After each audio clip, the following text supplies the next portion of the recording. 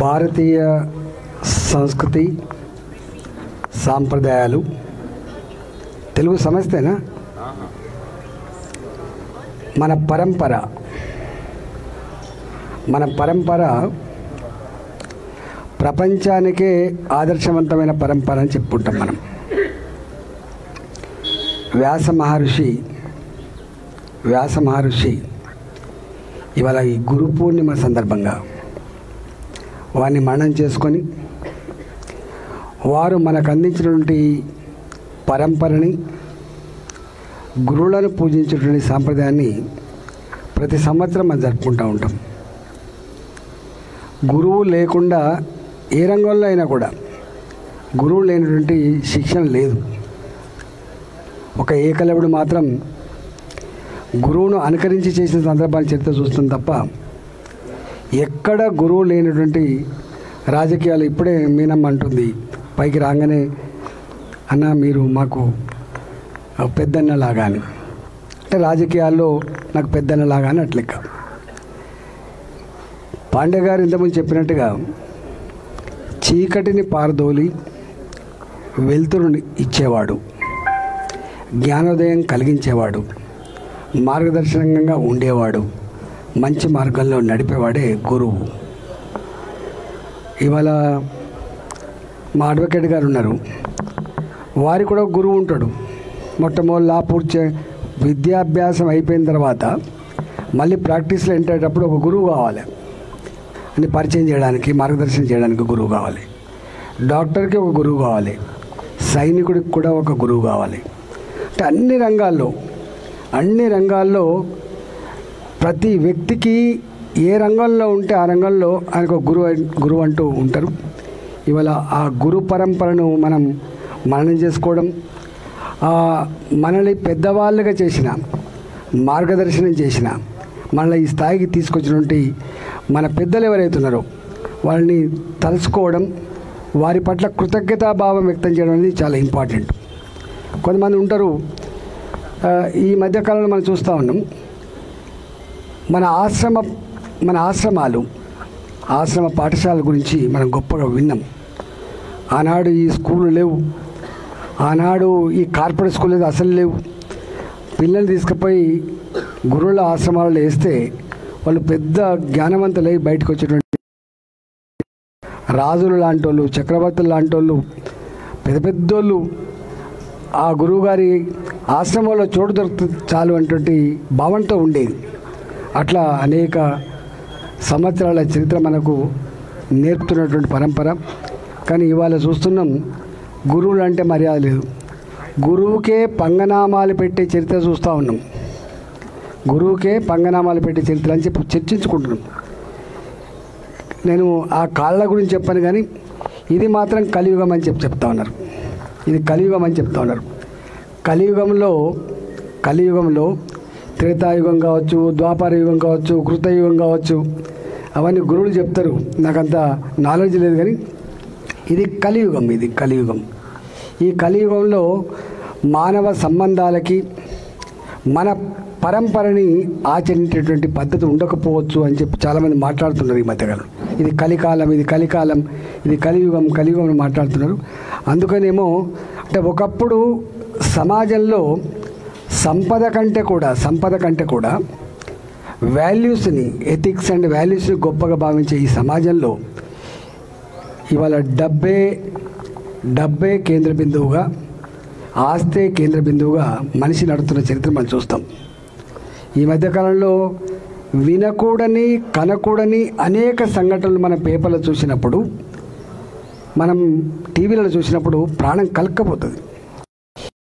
నీకు జన్మనిచ్చిందో, ఏ తల్లి నీకు జన్మనిచ్చిందో గా తల్లి తాగుడుకు డబ్బులు ఇవ్వాలని చెప్పి చంపే పరిస్థితి ఇక్కడ ఇవాళ చూస్తున్నాం మనం. మన పుట్టుకకు కారణమైన, జన్మకు కారణమైన తండ్రి నువ్వెందుకు తాగుతున్నారో బిడ్డ అని చెప్పి మందలిచ్చిన కర్మానికి కొడుకే తండ్రిని చంపేటువంటి వ్యవస్థ కూడా చూస్తున్నాం మనం. ఈ మధ్యకాలంలో ఎక్కువ వస్తున్నాయి.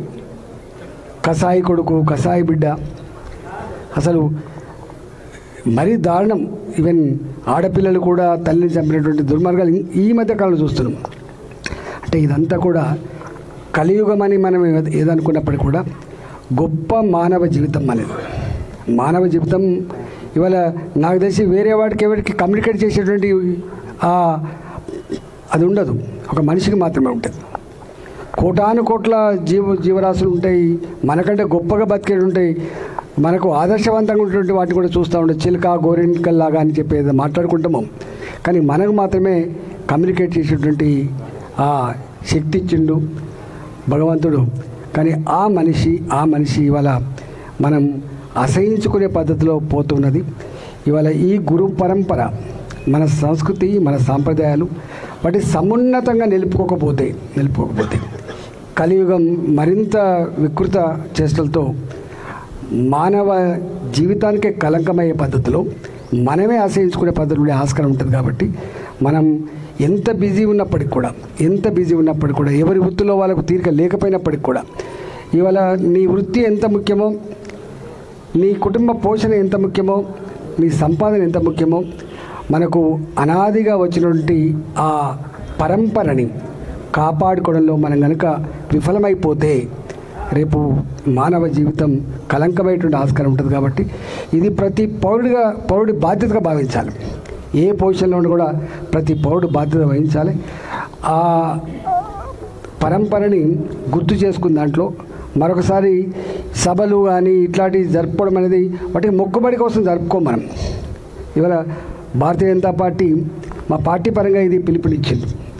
దేశంలో ఎక్కడో విలువలు తగ్గిపోతూ ఉన్నాయి, మన సంస్కృతిని మర్చిపోతూ ఉన్నారు. ఈ తరం పిల్లలు అంతా సాఫ్ట్వేర్ వెనుకపోతున్నారు, రకరకాల దాంట్లో పోతున్నారు. ఇది మాత్రమే కాదు జీవితం, ఇది త్యాగాలతో కూడుకున్న జీవితం మనది, విలువలతో కూడుకున్న సమాజం మనది అని చెప్పి మళ్ళీ ఈ తరానికి అందించే దాంట్లో భాగంగానే ఇవాళ ఈ కార్యక్రమాలు జరుగుతాయి దేశవ్యాప్తంగా. ఇంత పెద్ద ఎత్తున ఎప్పుడు తీసుకోలేదు, ఇవాళ తీసుకుంటా ఉన్నాం. కాబట్టి మనందరం కూడా, నేను ఇవాళ రిటైర్డ్ ఉద్యోగులు ఉన్నారు, నా దృష్టిలో రిటైర్డ్ ఉద్యోగులు అంటే అన్ప్రొడక్టివ్, వాళ్ళు సమాజంలో దేనికి పనికిరానటువంటి ఒక భావన వ్యక్తమవుతుంది. నా దృష్టిలో ఎవరైతే రిటైర్డ్ ఉద్యోగులు ఉన్నారో, ఇవాళ పెద్ద మనుషులు ఉన్నారో, వాళ్ళు ఈ పరంపరని, సంస్కృతిని, విలువలని కాపాడే గురువులు వాళ్ళే. ఇవాళ ఏ ఇంట్లో నీ మనమలు కానీ మనమరాళ్ళు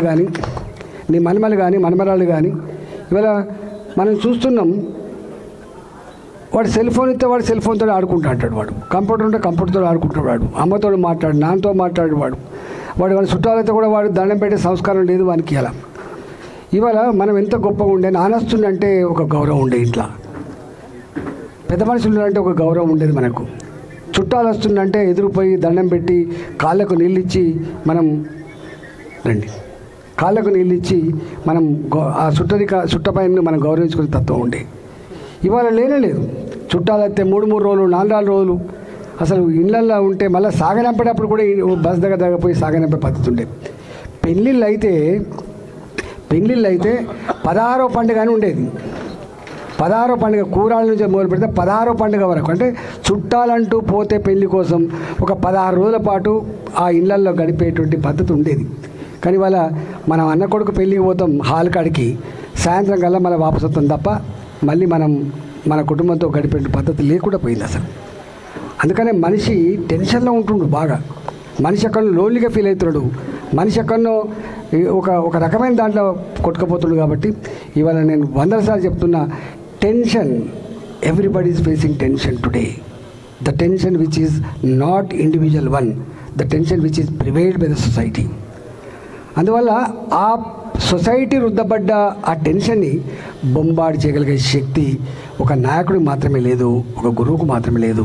మనందరి బాధ్యతగా ఉండాలని చెప్పి నేను మనస్ఫూర్తిగా కోరుకుంటున్నా. పాలకులుగా అన్నిటికీ కారకులు వాళ్ళే. ఇలా రోడ్లు బాగలేవు వాళ్ళదే బాధ్యత, గంజాయి రాజ్యం వెళ్తుంది వాళ్ళదే బాధ్యత, గుడంబ రాజ్యం వెళ్తుంది వాళ్ళదే బాధ్యత, కల్తీ కళ్ళు వాళ్ళదే బాధ్యత. ఇవాళ రాజకీయ వ్యవస్థ కూడా ఇవాళ పీపుల్ ఓరియంటెడ్ పాలసీస్లో కాకుండా పవర్ ఓరియంటెడ్ పద్ధతులు కొనసాగుతున్నాయి. మనం ఎక్కడో ఎన్నుకుంటప్పుడు మన బాధ్యత మర్చిపోతున్నాం. మనకేమవుతుందిలే, మనకెందుకులే, ఎవడైతే మనకెందుకులే అనుకుంటున్నాం. కానీ ఎవడైతే ఎందుకులే అని చెప్పి ఎవడో నీకు అవగాహన లేనుడు గెలిస్తే ఏం జరుగుతుందో అవన్నీ మనం చూస్తూ ఉన్నాం. కాబట్టి ఏ వ్యవస్థలో అయినా మనకు ఓ ఇంజనీర్ ఉన్నాడు, ఆయనకు మెరిట్ లేదు, ఆయనకు అవగాహన లేదు, ఓ బ్రిడ్జ్ కూలిపోతే పెద్ద ఇష్యూ కాదు. కానీ సమాజాన్ని నడిపేటువంటి పొలిటికల్ సిస్టమ్ విఫలమైతే సమాజమే కూలిపోయేటువంటి ఆస్కారం మనం ఎన్నో దిక్కులు చూస్తూ ఉన్నాం. కాబట్టి పొలిటికల్ లీడర్లు కూడా అంటే పొలిటికల్ గురువులు లాంటి వాళ్ళు సమాజాన్ని నడిపే గురువులు కాబట్టి కొంచెం మంచి వాళ్ళని ఎన్నుకునే పద్ధతికి మాత్రం తప్పకుండా మనం దృష్టి పెట్టాలని మాత్రం నేను కోరుకుంటున్నాను. ఇవాళ కేవలం డబ్బున్నోడే రాజకీయ నాయకుడు అవుతాడు, దౌర్జన్యం చేసేవాడే రాజకీయ నాయకుడు అవుతాడు, లేకపోతే మోసం చేసేవాడే రాజకీయ నాయకుడు అవుతాడు.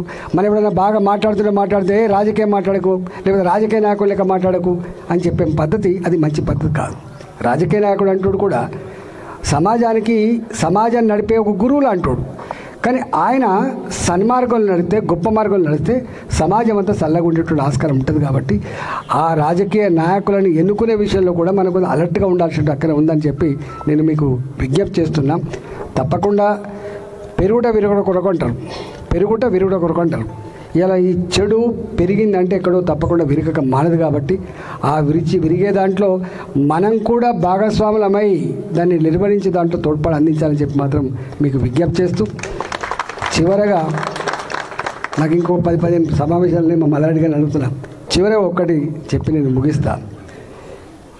అన్ని డబ్బుతో మాత్రమే కాదు, అన్ని ఆస్తులతో అంతస్తుతో మాత్రమే కాదు. నేనంట అధికారం కానీ ధనం కానీ ఇవి చాలా అపురూపమైనవి. ఉచ్చిలివాడి చేతిలో అవి పర్మనెంట్గా ఉండే ఆస్కారం లేదు.